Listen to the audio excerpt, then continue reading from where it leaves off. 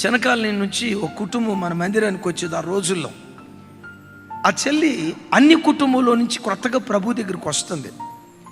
పూర్తిగా అన్ని కుటుంబం, యేసు ప్రభు అంటే తెలియని కుటుంబం. మొత్తానికి అన్ని కుటుంబంలో నుంచి ఉన్నటువంటి అమ్మాయికి యేసు ప్రభు పట్ల ఇష్టం కలిగి చిన్నకాలంలో మన ప్రార్థనకు రావటం ప్రారంభించింది. నిండు గర్భిణి అయినా వచ్చి ప్రార్థనలో కూర్చునేది. ప్రార్థన అయిపోయిన తర్వాత ఆ ఆదివారం మధ్యాహ్నం ఇంటికి వెళ్ళి దండం తిని పండుకుందట.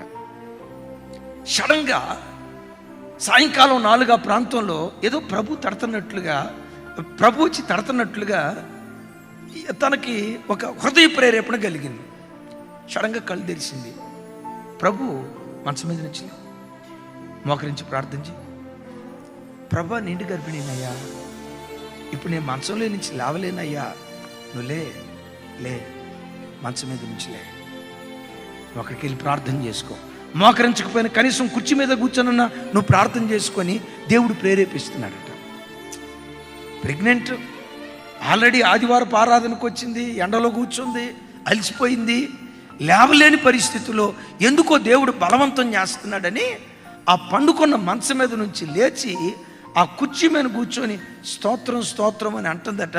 స్తోత్రం అనే లోపే ఆ స్లాబ్కున్న ఫ్యాను ఊడి తాను ఎక్కడైతే పండుకుందో అక్కడ దబేలుమని పడిందంట.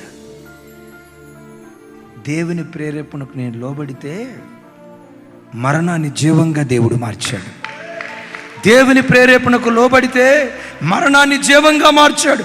దేవుని ప్రేరేపణకు లోబడితే మరణపు ఊరుల్లో నుంచి దేవుడు విడిపించి సజీవురాలిగా దేవుడు నన్ను నిలవబెట్టాడు.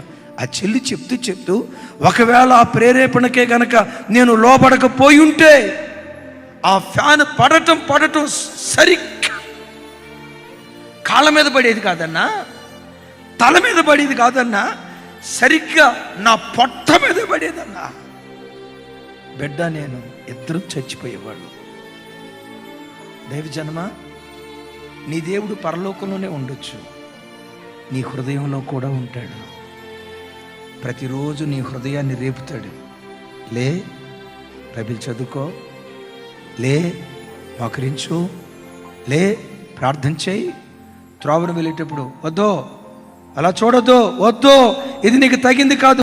ప్రభు నీ హృదయాన్ని రేపుతాడు.